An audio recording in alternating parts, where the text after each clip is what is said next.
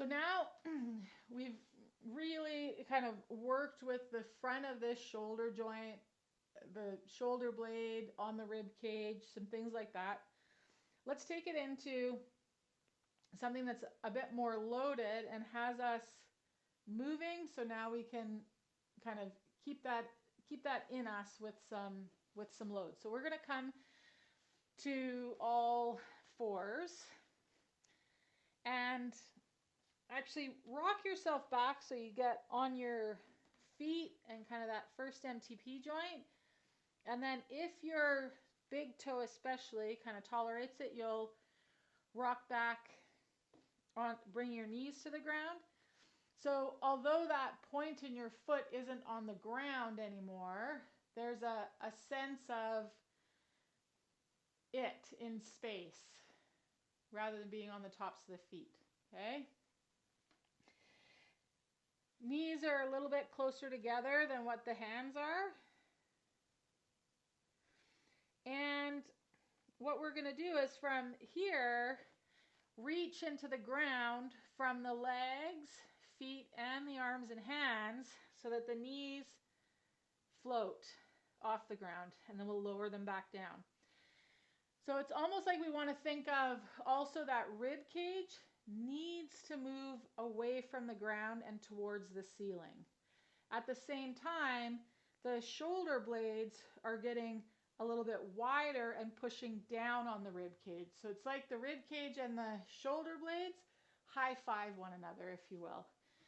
Okay, so as we push down and load into the legs and arms, we want to think of the breastbone and the head moving towards the sky, like they're helium balloons, but the arms and the shoulder blades are reaching towards the ground.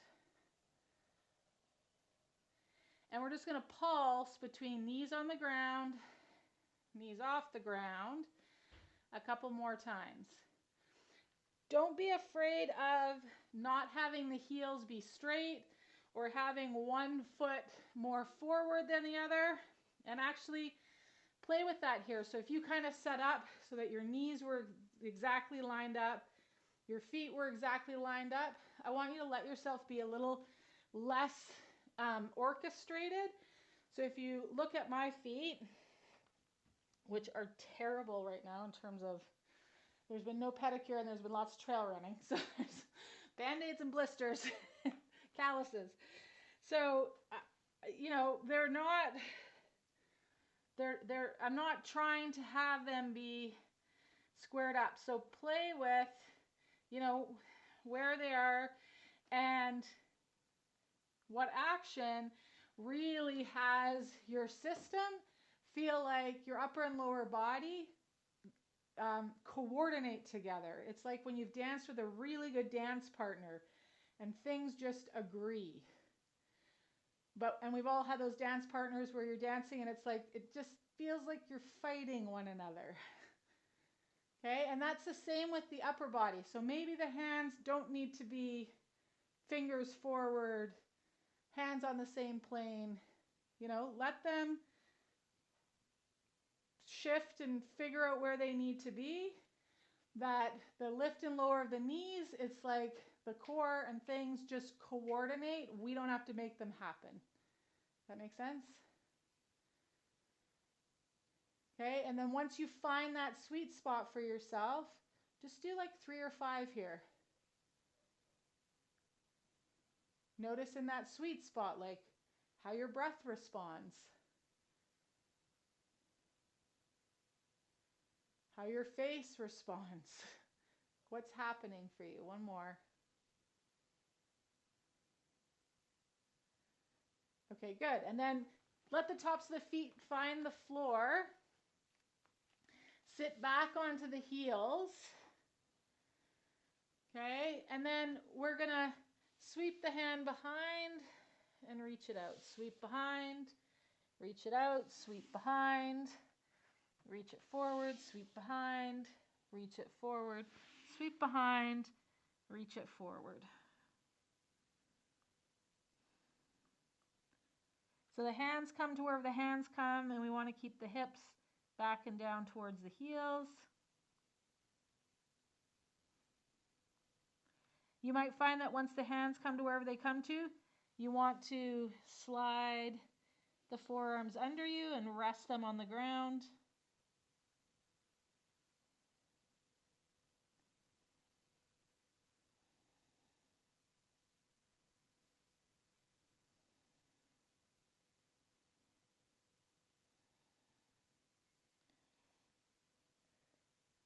Okay, straighten those arms, walk them back towards the knees, shift your weight back towards your heels or up to tall kneeling. Okay, we're going to come back to that quadruped, and this is what we're going to play with. So we played with just lifting the knees, feeling how that feels. So that's where we're going to start, is where we lift the knees. Now I'm going to shift my weight to the right. So I'm going to pour more weight into my right arm and my right leg. And then I'm going to shift back center, come down and rest. Okay, now make sure that the shift, you may have to move your hands and or feet and find a new place for them. If when you go to shift, the shift looks more like this. Okay, the shoulder and the hip, as you pour weight into them, ought not topple. So I've got more weight through this right side, but I haven't toppled. Does that make sense? And you'll feel the difference when they start to topple because it won't feel secure.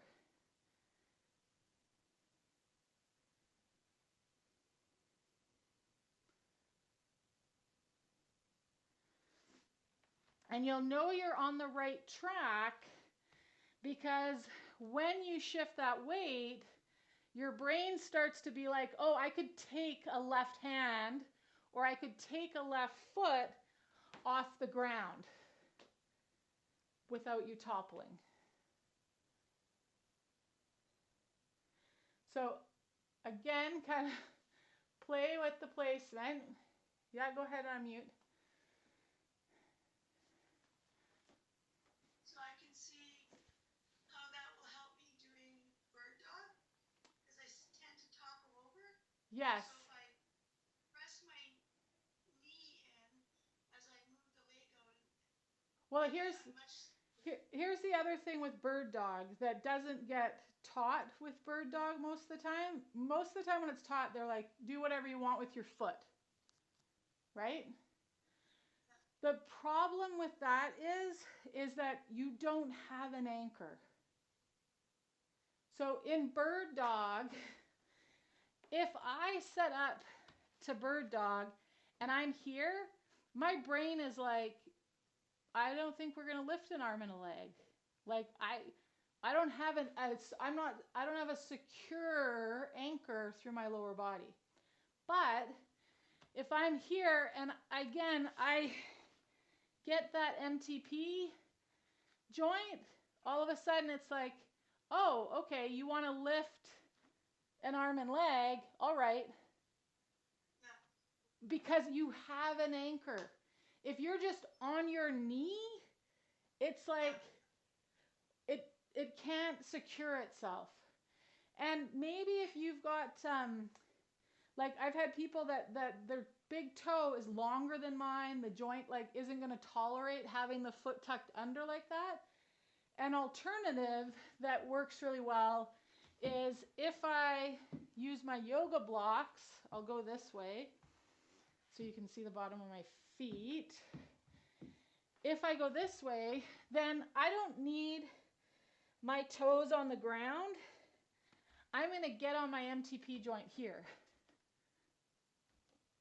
Okay. Right? So now I've got something to anchor through that leg. This hip sets up. A bird dog now all of a sudden becomes like it's easy.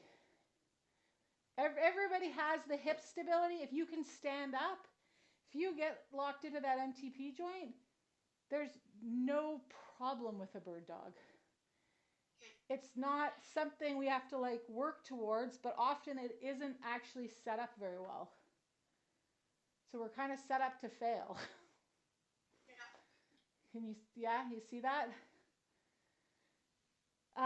So like, yeah, the edge of a yoga block, the edge of a stair can create the same kind of effect if you only have foam yoga blocks, because they're like more squishy. So sometimes that doesn't give the MTP joint kind of the that it needs to figure it out. So if you have a stiff big toe or toes that don't tolerate that pressure on them, this is a great option. Yeah. Okay. Super question. And yes,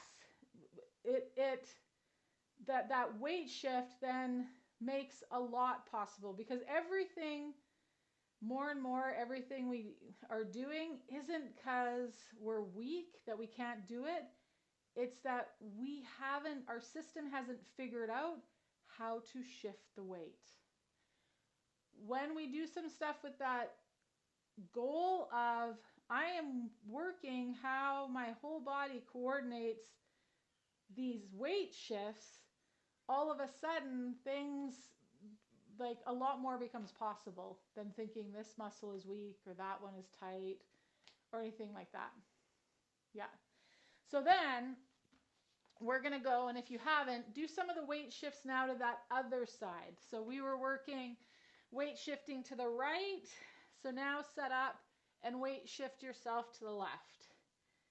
And again, play with finding, and you might not be there yet, that place where it's like your brain is like, okay, yeah, I could lift a right foot or a right hand off the ground and get enough weight into that left side without toppling.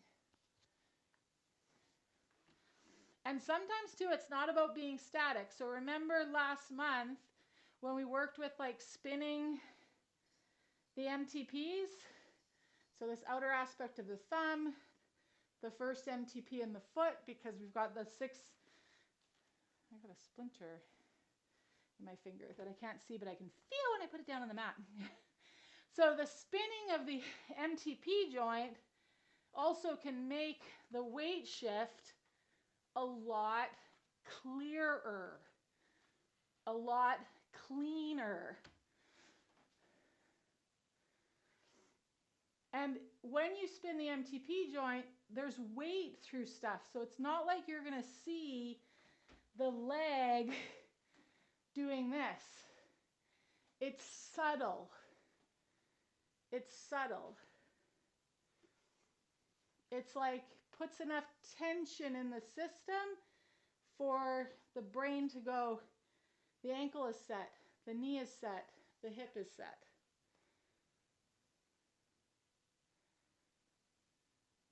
Yeah, just kind of work with it for another second.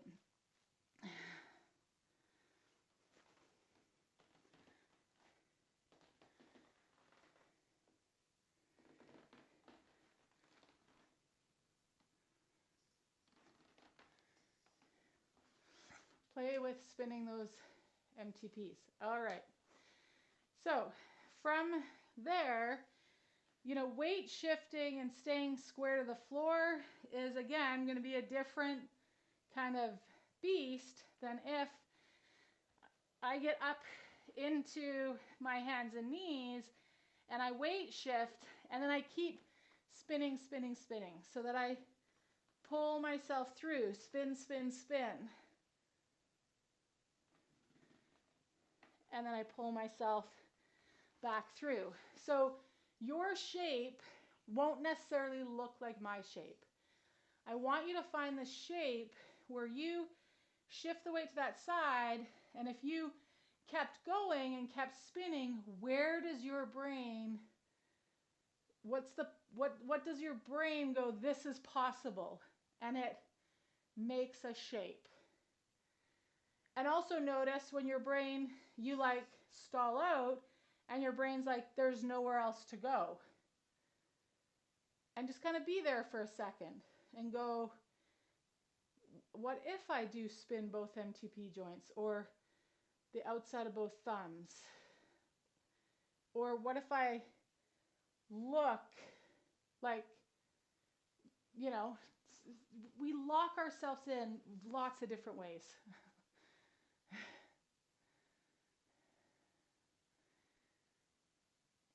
And the other one too with the MTP is I could have this under my foot, but the other one is that you might want to try with the foam blocks, because this is where the foam blocks work well, is getting it underneath the tibial plateau. So as I'm here and I do the weight shift, all of a sudden, oh, right? Like this becomes a possibility where I'm weight shifted.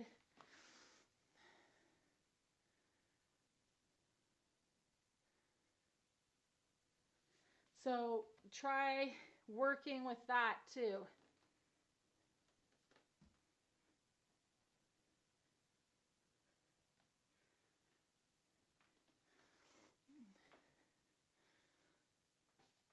Find the weight shift, and then what does your brain want to do?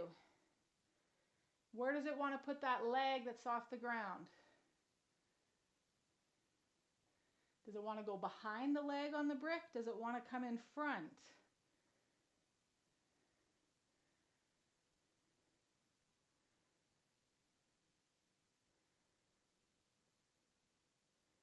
Does it want you to come to this side and then go to the other side and unweight the side you shifted into, right? You might get here, shift weight into this side, and then go, actually, now I want to load that side, and now I've got space to go somewhere. So just kind of just play with it. See what your system does.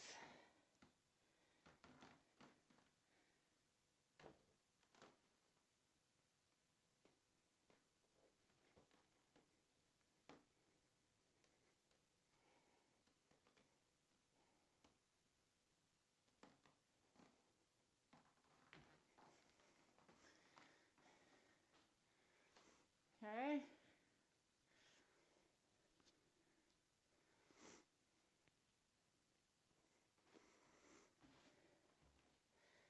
Let's give us another minute to play with that weight shift.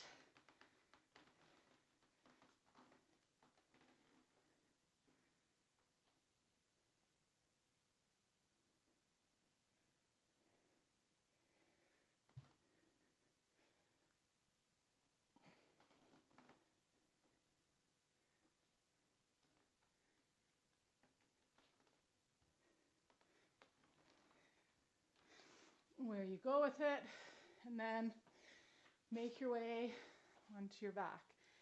Now we are going to use our yoga mat on our back by just rolling it up.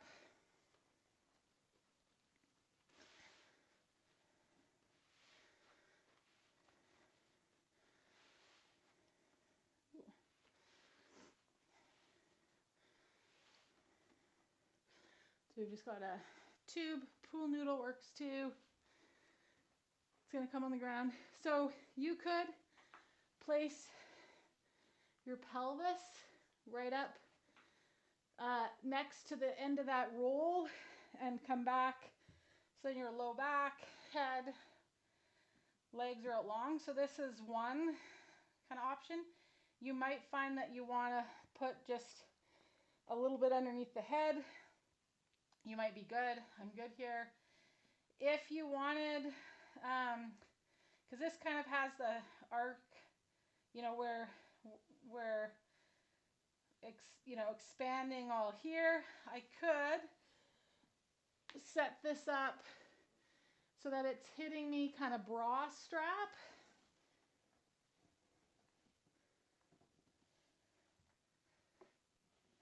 Area. And come down. Okay. Final one is this could be this way. And we have the bottom edge of the shoulder blades just on the high point of the roll. Actually, yeah, the bottom of the shoulder blades on the high point of that roll. And then the arms are out, or the arms could be on the hips. My upper arms are resting on that roll. So this would be another kind of variation. This one's going to give you less kind of here, but more here. So just depends what you want and what you feel. Legs can be out long. They could also be up, and you could toe heel out and rest the thighs on each other, with the heels being out more than the ball of the foot, with the feet being set out further from the knees.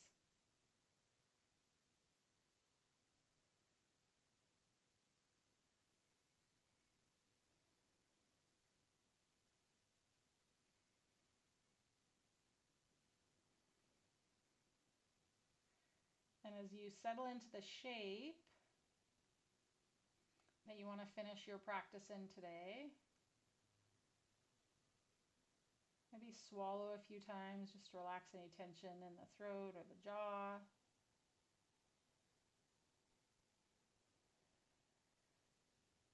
Maybe relax the muscles around the eyeballs and the eye sockets, the cheeks, the lips, the gums.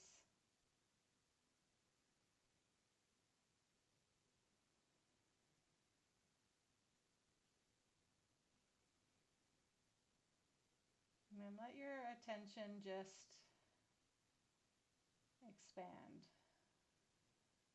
like the ripples of a pebble going into a pond.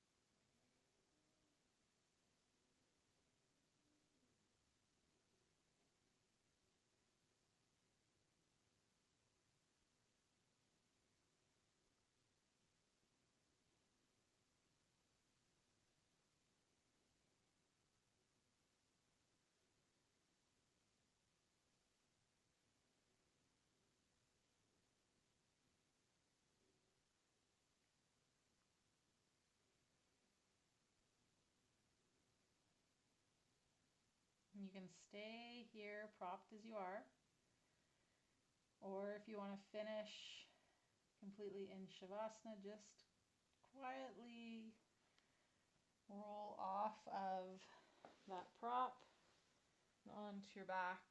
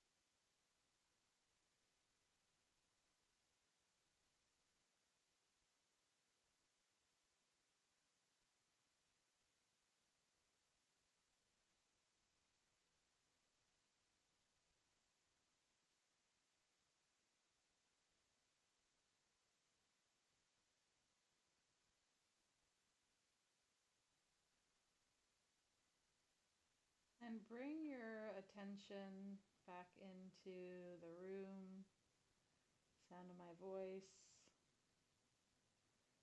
the contact of your body on the surface you're resting on. Maybe the point where there's the most pressure, and there might be a sensation of numbness or tingling. And start to bring movement back to the body. That might be by way initially of wiggling fingers and toes, or rocking a body part side to side.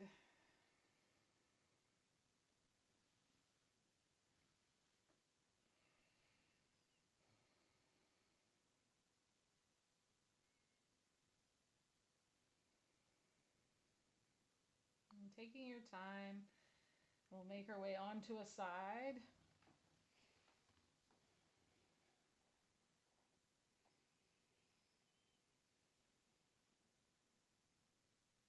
We'll use a hand and arm to press ourselves up to a seated position.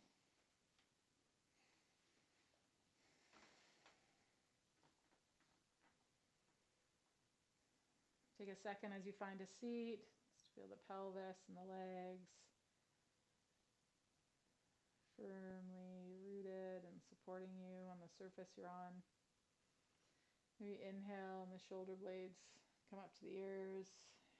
And we exhale and drop them down.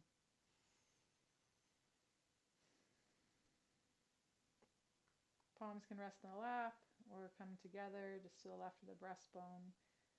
Om Shanti Shanti Peace.